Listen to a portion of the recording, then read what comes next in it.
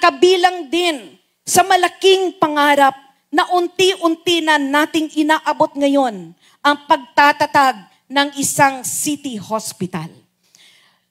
Taas no po natin at ipinagmamalaki na noong nakaraang sesyon ng Sangguniang Panlungsod ng Coronadal, inaprubahan na po ng Sangguniang Panlungsod ang isang resolusyon establishing the City Infirmary Hospital dito sa lungsod ng Coronadal dahil isa ito sa nire-require na documents sa ongoing po na application ng city government ng Coronadal na maaprubahan ng Department of Health ang pagtatayo ng isang ospital dito sa lungsod ng Coronadal.